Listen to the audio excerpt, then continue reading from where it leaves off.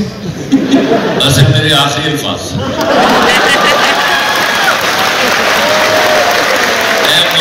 अद्धे किलोमीटर सारी गुफ्तगू हुई है, 24.5 किलोमीटर मेरे नाल जो हुई है, मैं घर के गेट से आके गड्डी खड़ी की थी तो मैं थैंक यू बोलिया। मैं कहा यार असल च ना मैं परेशान हो गया सा, तेरी मेहरबानी, you brought me back to life.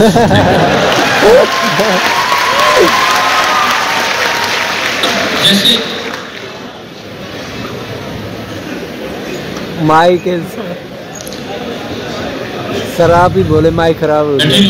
मैं आपको कसम खा के ये कोई जोक नहीं कर रहा, मैं आपको एक बात समझाऊं जिंदगी में। अगर आपने एक हदीस पढ़ी है कि जन्नत मां के कदमों तले है, या इस पर मौलवी मुझसे लड़ पड़ेंगे, उथे आ नहीं लिखा ताड़ी अपनी मां।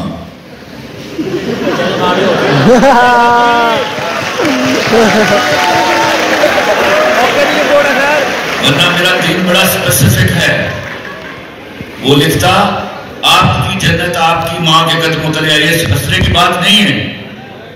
तो मां कोई भी हो, किसी की भी हो, उसके कदमों तले जन्नत है। और दूसरी बात मैं आपको बताऊं, बेटी जहां पैदा होती है वहां मां पैदा होती है।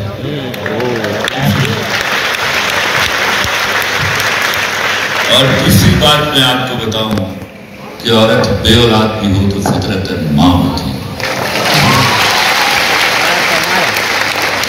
और चौथी बात आपको बताऊं, जिस बीवी में शौहर के लिए मां नहीं होती वो कभी अच्छी बीवी नहीं होती।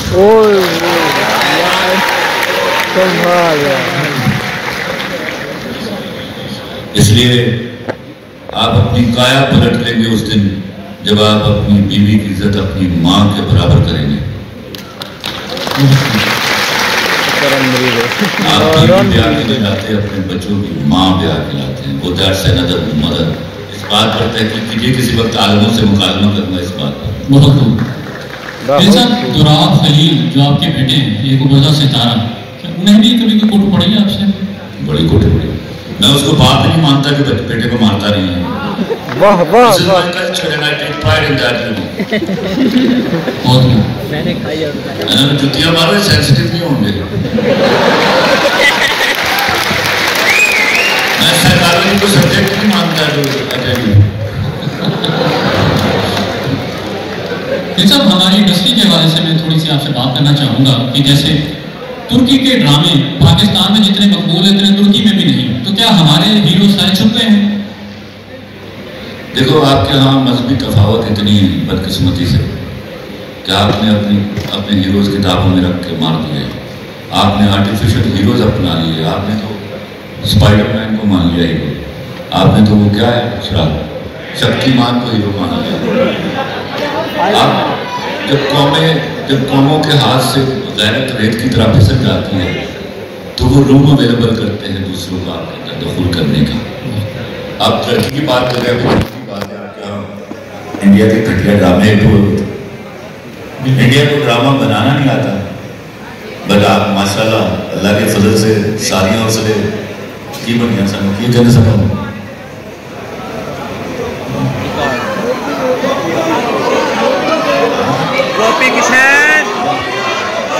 कोई पूजा सी तो कोई सरस्वती सी, ये हमारी बदकिस्मती है। जब हम भी कल्चराइज हो जाते हैं ना, हमारा सबसे बड़ा गुनाह है कि हमने अपने कल्चर के ऊपर प्राइड नहीं लिया। हम बजाय दूसरों को अपना कल्चर देते, हमने उनसे लिया कल्चर और अपने कल्चर को गाली दी। मैं उसको बाप नहीं मानता जो अपने बेटे को मुंह पर थप्पड़ नहीं मारता, याद रखिए। और ये आपको इन दिनों में जाके पता चलेगा, बेटे की तरबियत का सबसे पहला उसूल उसके मुंह पर थप्पड़ मारना है जब वो गलत करे। और सबसे बड़ा उसूल है कि कुछ भी हो जाए कभी बेटी के मुंह पर थप्पड़ ना मारिएगा। ऐसे ही जिस तरह आपने भी जिक्र किया बेटी का, आपकी जो बेटी है मतलब उनके बारे में थोड़ा हमें बताएं। मैं अपनी बेबी से भी ज्यादा अपनी बेटी से डरता हूँ। मैं 10 बजे के बाद, वो अभी शादी होगी उससे चली गई, अल्लाह का शुक्र है। मैं 10 बजे के बाद घर से बाहर नहीं जा सकता था, महीने जा नॉट किडिंग, उसकी मर्जी के बगैर घर से बाहर नहीं जा सकता। अभी उस दुबई में है, 600 दफा फोन करेगी, कितने कहाँ पहुंचे हो, क्या कर रहे हो, I have to answer it. लेकिन सोशल मीडिया जो आपकी पिक्चर प्रेजेंट करता है, आज हम देख रहे हैं आप तो बिल्कुल उसका सोशल मीडिया है मुझे आप जानते ही नहीं यार। हमें बताएं, हम जानना चाहते हैं रियल। अब आपको जान लेना चाहिए, it's enough to understand now. मैं वो हूँ, मैं आपको बताऊं, मैंने जब मेरी शादी हुई, मैं अपनी उम्र से बड़ा बच्चा था हमेशा। तो 15 साल 8 महीने की थी मेरी बीवी, और मैंने उसको 2 बातें कही, और उसको भी एक बात को गलत प्रिंट किया गया। मैंने उसको कहा हुकूमत करना मुझ पर, लेकिन साल में 4-5 दिन बिहेव लाइक अ स्लेव, यार मेरी भी कोई इज्जत रह गई। और मैंने हुकूमत कराई, ला इलाहा इल्लल्लाह मोहम्मद रसूलुल्लाह, बगैर किसी आईनी तरमीम के मैंने हुकूमत कराई। दूसरी बात मैंने उसको कही कि अभी तुम छोटी हो, ऐसी किसी लड़की से दोस्ती ना करना जिसका ब्रेकअप हुआ। इसका मतलब ये नहीं कि वो बुरी है, वो बुरे हाल में है, उसको तुम्हारी खुशियां पसंद ही नहीं आएंगी।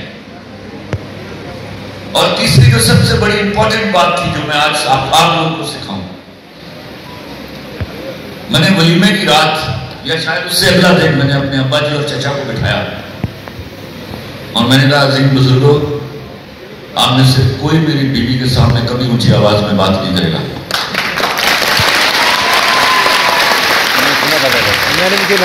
मेरे चचा से दोस्ती थी, he tried to argue, मैंने कहा चचा नो आर्गुमेंट, आप में से कोई मेरी बीवी के साथ ऊंची आवाज में बात नहीं करेगा, इससे कोई गलती हो जाए मुझे बताइएगा, and I am justice.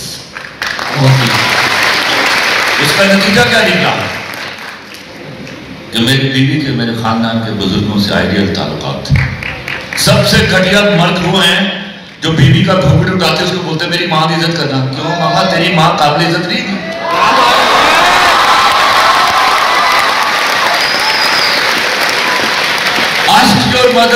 ask your mother to command that respect। जिस रिश्ते में ऑटोमेशन नहीं होती वो कभी नहीं देर तक चलता। फोर्स्ड ना मोहब्बतें होती हैं, फोर्स्ड ना ताल्लुकात होते हैं। बहुत खूब।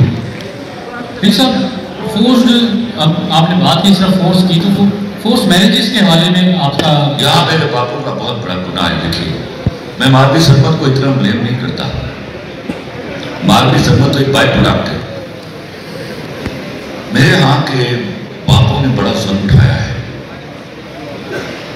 उन पर शर्त लाजिम थी, शरई शर्त लाजिम थी कि वो बेटी को ब्याने से पहले उसकी मर्जी पूछे। ला इलाहा इल्लल्लाह मोहम्मद रसूलुल्लाह उस बाप की बड़ी बुरी पुरसिश हुई है ऊपर जिसने अपनी मर्जी से बेटी ब्याह ली और उसने उसकी मर्जी नहीं पूछी उससे।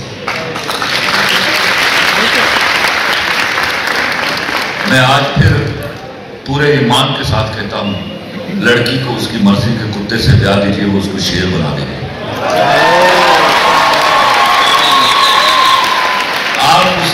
आप उसको अपनी मर्जी के शेर से ब्याहेंगे, वो इंशाल्लाह उसको कुत्ता बना देंगे।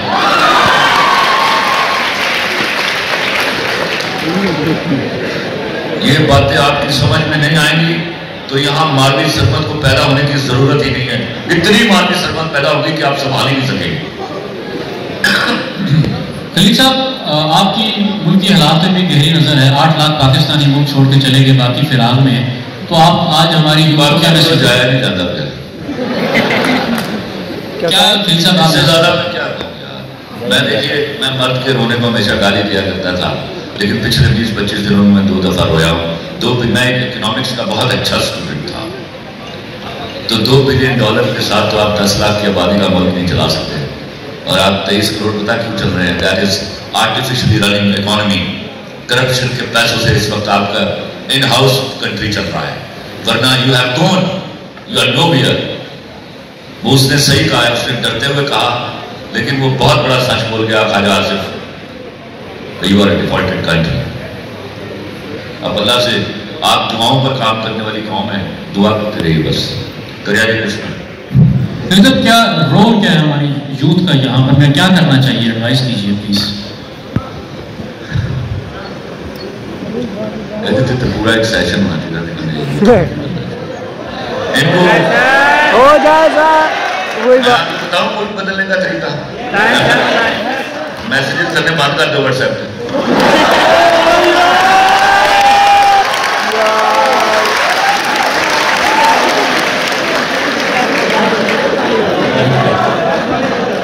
अब तो स्नैपचैट का दौर आ गया। वही ना, मैं जरा गायब और सोशल मीडिया ही हूँ, लेकिन मतलब तो वही है ना, मोया नहीं आंकड़े पाए। If you do not get yourself educated, आपको पता है आपने क्या समझा? डिग्री लेने का मतलब आप पढ़ लेते हैं। You have to come equal to the degree. Until you are not equal to, until you are equal to degree, आप पढ़ लेते नहीं। मैंने एक दफा वाक़या सुना कि आपके वालिद साहब जो है वो कोई जिन वगैरह में निकालते थे, एक खातून थी। ये देखो, वहां से तो सीखा मैंने कि औरत के साथ यहाँ कितनी ज्यादती होती है। ये बड़ा सुनने का वाक़या है। मेरे वालिद साहब पैंट बुशर्ट पहनने वाले जरा थोड़े से बेहतर आदमी थे हमारे खानदान में। तो मैं मेरा आई वॉज ग्रोइंग अप 15-16 साल का हुआ तो मुझे पता चला अब्बा जी जेल भी काट लेंगे। तो पता चला सिर्फ जवान को जाने जेल काट दे। I was very surprised. तो मैंने एक दिन अब्बा से पूछा, अब्बा जेल भी काट लेंगे? अब्बा ने स्माइल किया। अच्छा दोबारा कहीं कटा ना तो फिर मैं तुम गुस्सा। And I was then, since then I was waiting. एक दिन को रात मैंने वालिदा साहबा कैंसर की पेशेंट थी और she was on the death bed. तो मैं उनके साथ कमरे में सोता था कि रात को ऐसी ज़रूरत न पड़ गया। तो रात को दरवाज़ा दस्तक हुई को 12-12:15 बजे के करीब। तो बाहर क्या था, हमारी बरादरी के एक साहब थे, वो खड़े थे। वालिद साहब से उन्होंने 10-12 साल पढ़े थे। मैं कहा जी ताया यार तेरा अब्बा है कहाँ?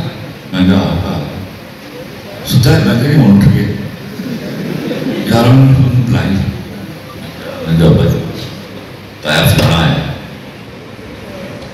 गए मतलब यार तेरी छोटी बहन ने जिन चमड़ गई। I was so excited। हालांकि मैं डरता था लेकिन बहुत ही पावर होता है। तो मैंने केड़ी वो जिदा नारो वालों मंगनी हुई। अच्छा चलो मैं आ रहा हूँ। मेरे क्या ये कलई खुलने वाली थी। तो भाई कहते तू अम्मी को बैठ। मैं कहा बात मैं तो जाना है, मैं तो जिन निकलता देख ना। मैंने छोटे को उठाया, रात को छोटा था बहुत। मैंने चलो बैठ माँ को। मैं ये कोई 6-7 आगे चल रहे हैं दोनों और मैं पीछे पीछे जा रहा हूँ। तो 2-4 गलियां दूर नहीं था। तो अब्बा ने रास्ते में 2 सवाल पूछे। कितने बड़ी है पुठिया की उम्र कितनी है? उन्हें भी 21 साल है। ये कुल 2 बातें हैं जो गली में चलते हुए। अब्बा जब तक दाखिल हुए तो अंदर एक मातमी सूरत हाल। वादा में काम करने वाला भाई एक दीवार से खड़ा है, माँ बैठी, एक भाई उधर बैठा हुआ है। अब कितने अंदर से आवाजें आ रही, जिनकी ना मर्दाना आवाजें आ रही, और वो कोई 2-4 बर्तन फेंकता है, कुछ चीजें फेंकता है। उन्होंने क्या था नहीं तो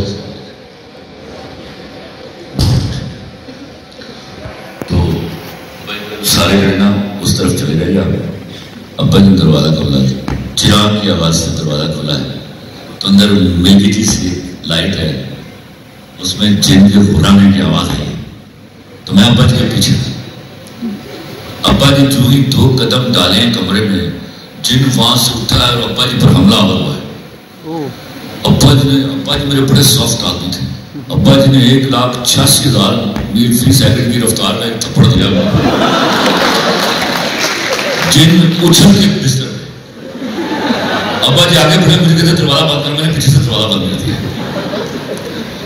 जिन पलट के फिर अब्बा जी पर हमला हुआ, अब्बा जी ने एक और किया तड़ाका, जिन ने रोना शुरू कर दिया। रुक जाओ रुक जाओ रुक जाओ, कहानी अगे शुरू होने लगी। भाई कहते हैं उर्दू की पट्टी ना हो जाए, आराम ना बैठ, मैं तेरा मसला हल करना है तो मैं तो निकल नहीं। तो चारों कतार रोन लग, तो बैठ के आके मेरा बता, वो बह गई। कितने मंगनी हुई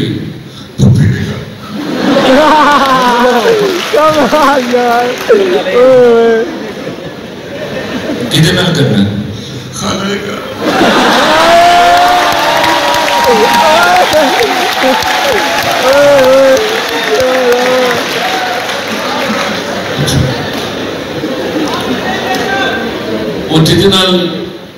मंगनी हुई ना की है, अपने नाम याद नहीं, फर्ज कीजिए जाहिद है नाम। अच्छा अब्बा जी ने हमें ऊंची आवाज में ना कुछ अरबी में कुछ पढ़ना शुरू किया। मैं अब्बा जी को देख रहा हूँ, पढ़ने के बाद बाहर अब आवाज है, इतनी ऊंची आवाज में पढ़ रहे थे कि बाहर आवाज जा रही थी। कहने लगा मेरा पुत्र उन जो मैं बाहर जावा ना, तू फिर काम शुरू कर दे, लेकिन वो अंदर हौली करी ताकि पता लगे मेरे आने का कोई फायदा हो। इंशाल्लाह मेरा बच्चा मैं कुछ ना कुछ करके कर। अच्छा मेरे अब्बा जी न्यूमरोलॉजी में अच्छे थे, वो मशहूर भी थे उस मामले में। अब अब्बा जी जब बाहर, अब्बा जी मुझसे बड़े एक्टर थे, अब्बा जी जब बाहर निकले ना तो उन्होंने सारे ऐसे धड़काया हुआ कि अंदर जैसे वो मर गई, जैसे डॉक्टर ने आके था कि आई एम सॉरी। तो वो आपको कहता है अब्दुल अब्बा जी उधर काफी टाइम से आया, अभी सुनने का वाक्य याद। अब्बा जी काफी टाइम लेके बैठे, इधर बैठ गया, मैं कोई 2-4 फुट के फासले पर दीवार के साथ लाके खड़ा हूँ, मैं देख रहा हूँ ये वो क्या है। अब्बा जी साफ करते हैं, काट देते हैं, फिर कुछ सोचते हैं, फिर साफ करते हैं, काट देते हैं, फिर साफ किया, निगाह भर के तारे की तरफ देखा, कहते भाजी ताकि उम्र की नहीं क्योंकि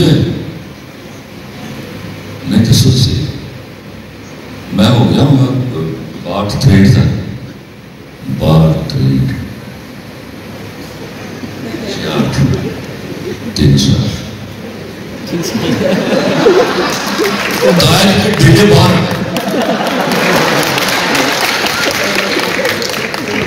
की गल है दुर्मान दर्शन भाजी। देखो भाजी इतने है तो साहब असल गल चला जाता साहब कहता कि जो फुफी के घर ब्याह है ना तो तुम 3 साल बाद मर जाओ।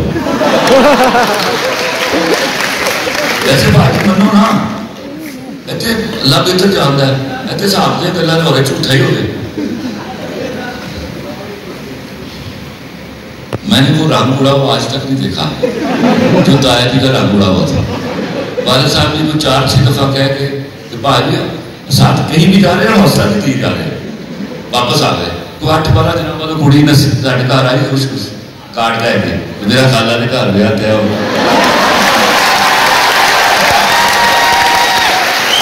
तो मैं आप सब पढ़े लिखों से कहता हूँ कि इस तरह के जिन आप भी निकाला गया। ये जिन असल में आप उस लड़की का नहीं निकालते, उसके अब्बा का निकालते, ये उनके अंदर है कहीं थे। सर जैसे आपने भी फरमाया कि आपके अब्बा आपसे बड़े एक्टर थे, उन्हें भी क्या फिल्मों का शौक था, कभी ऐसा हुआ? वो तो मैम की देखिए इस पर तो मुझे हाथ चूमने चाहिए थे। यहाँ से तो मैंने सीखा कि मेरे यहाँ लड़कियों के साथ क्या हो रहा है। कि मुझे भी इस तरह फिल्मों का बहुत शौक था। मैं फिल्म देखने गया तो मैंने देखा वहाँ फिल्म देखने गया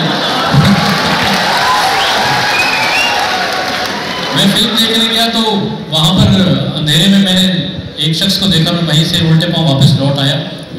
मेरे वालिद साहब से मेरे वालिद साहब अक्सर मैं जब फिल्म देख के वापस आता था ना तो वालिद साहब साइकिल स्टैंड पर खड़े होते थे और अल्लाह के फजल से वहीं से मांगना शुरू होते थे। एक दिन क्या हुआ, मैंने कहा चलो सिनेमा बदलो, तो मैं एबल रोड पर चला गया।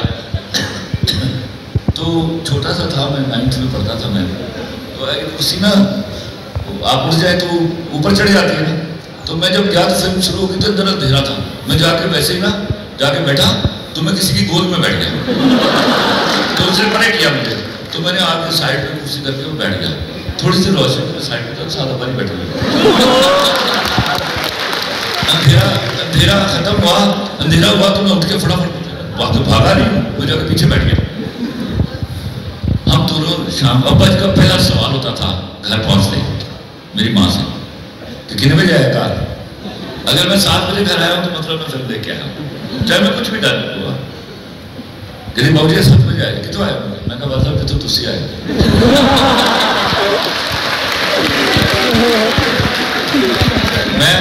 मैं तो जनाब तो आया, मैं कहा मतलब मैं भी जनाब तो आया। तू कितने से जनाब आ? तो मैं कहा तुसी कितने से जनाब आए? बड़ी लंबी देर बहस चलती रही। मैं जब पूछ रहा मैं 10 कितों आया, मैं कहा अल्लाह पाक की कसम ताड़े सिर दी, मुझे कसम दिलवाते थे हमेशा सच बुलवाने के लिए अपने सर की, मैं ताड़े सिर दी कसम कि तुसी आए हो तो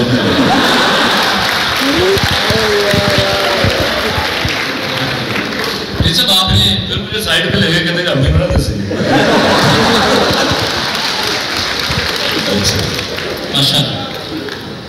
फरीद साहब, अपने जो है अपने जिंदगी में बीवी से डर का तो जिक्र किया, सांप का आपने जिक्र किया था, कहीं कभी किसी इलाके में पोस्टिंग हुई हो सांप? मैं यार ना पूछो, सांप ही बैठे थे सारे सांप, मैंने लोग की बात समझते हैं वो बेइज्जती हुई। चलिए फरीद साहब, आखिर में कोई नज़म सुना दें लोगों की फरमाइश में।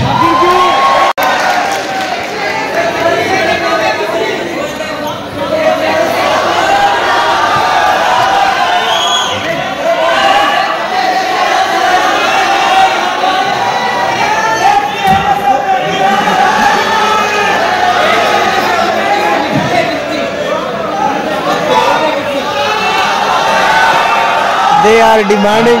आपको ये वाले 2 अशआर सुनाता हूँ, फिर गजल सुनाता हूँ। हाय हाय। एक चेहरे से उतरती है नकाब, हाय। एक चेहरे से उतरती ये है नकाबें कितनी की लोग कितने हमें एक शख्स में मिल जाते हैं। हाय हाय।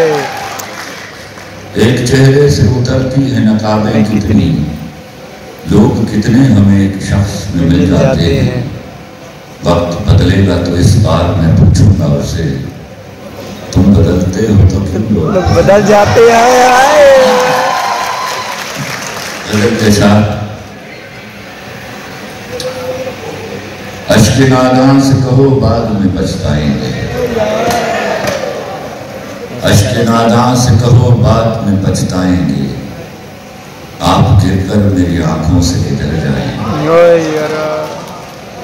अश्क नादान से कहो बाद में पछताएंगे, आप गिरकर मेरी आंखों से किधर जाएंगे। वाह वाह।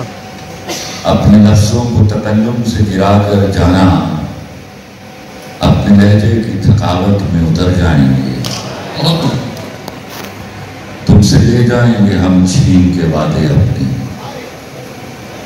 तुमसे ले जाएंगे हम छीन के वादे अपने, तेरी कसमों की सदाकत से भी डर जाएंगे। एक तेरा घर था मेरी हद मुसाफिर लेकिन, एक तेरा घर था मेरी हद मुसाफिर लेकिन, अब ये सोचा है कि हम हद से गुजर जाएंगे।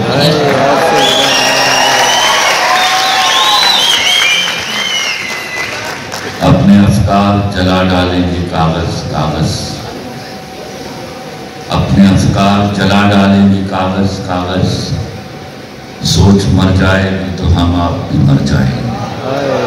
और आखिरी शेर है, इससे पहले कि जुदाई की खबर तुमसे मिले, इससे पहले कि जुदाई की खबर तुमसे मिले, हमने सोचा है कि हम तुमसे बिछड़ जाएंगे।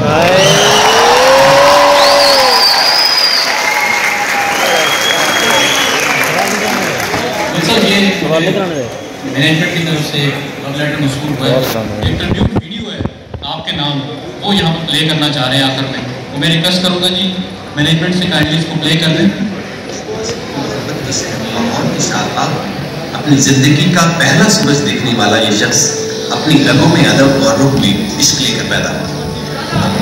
आज मोहब्बत को कायनात का वली लफ्ज़ समझने वाले इस लड़के का नाम खेस खलील रखा है। इस उम्र में पहली मरतबा कलम हाथ में लिया तो आगाही मिली कि एक लिखारी किताबों से ज्यादा आंखों और चेहरों को पढ़ने के कारण नौजवानी में ही इसने हुनर को मजीद चार चांद लगाए और फिर कभी इसके सहज से आजाद न हो सके। कहते हैं कि मोहब्बत एक विलायत है जो खुश नसीबों पर उतरती है मगर इसको ढूंढना पड़ता है। अदब से ताल्लुक इतना गहरा कि कभी किसी बहन का शिकार नहीं। अल्फाज की आमद को इल्हाम से उतारते हैं और इस इल्हाम का झुमका को नाज़रीन के सामने पेश करते हैं और फिर नाज़रीन उन्हें कहीं अपने दिल के नया खानों में हरकत करता हुआ महसूस करते हैं। उन्हें बरजस्ता जुमलों पर कमाल हासिल है। नफीस चुस्ता और शाइस्ता जुमलों की वजह से वो हर तबके की उम्र के लोगों में मकबूल है। एतमाद की दौलत से मालामाल इस शख्स को यकीन है कि जिंदगी से कुछ सीख कर 1995 में पाकिस्तान टेलीविजन पर दस्तक और दरवाजा से ड्रामा नगारी का आगाज हुआ। 1999 में नशर होने वाले ड्रामे कोटा फ्रॉम गोबरटेक सिंह भी अदाकारी के जोहर में दिखा। हम टीवी पर नशर होने वाले ड्रामा सीरियल सबके मेरे पास तुम हो आपकी याद करिए मैंने देखना है यार। इसका ड्रामा मेरे पास तुम पाकिस्तानी मीडिया में ड्रामे की वापसी का अहम रोल है। इस ड्रामे ने लोगों को मखसूस सहाफती टॉक शो से हटाकर इंटरटेनमेंट का ऐसा चस्का दिया कि उसकी आखिरी किस्म को पाकिस्तान के सिनेमाओं पर दिखाया गया और यकीनन ये बहुत बड़ी कामयाबी थी। इस एतबार से तो पाकिस्तानी ड्रामे का लम्हा मौजूद भी सबसे बड़ा और मारूफ और मोहब्बत नाम है। आपने शायरी में भी दवा आजमाई की और ऐसे अशार कहे जो जुबान जद्याम हो। अपनी सारी जिंदगी को एक नाकाबिले खामोश वाक़या कहने वाले खलीलुर रहमान ने खलीलुर रहमान कमर तक का सफर जिस तरह से तय किया वो बिलाशुबा मेहनत और जद्दे मुसलसल की दास्तान। एक चेहरे से उतरती है नकाबें जाते हैं। वक्त बदलेगा तो इस बार मैं पूछूंगा उसे तुम बदलते हो तो क्यों लोग बदल जाते हैं।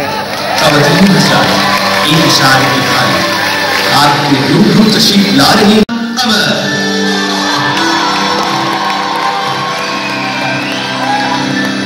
यार स्क्रीन दिखाओ यार। खवातीन और हजरात, ये है द रियल खलीलुर रहमान कमर जिनके नाम में तो कमर आता है लेकिन ये वो आफताब हैं जो कभी गरूब नहीं हो सकता। और हम दरख्वास्त करेंगे और ये उम्मीद करेंगे खलील साहब से कि आज के बाद जब भी वो टस्का की मोहब्बत का जिक्र करें तो साथ बहावलपुर की मोहब्बत का जिक्र लाजमी करें।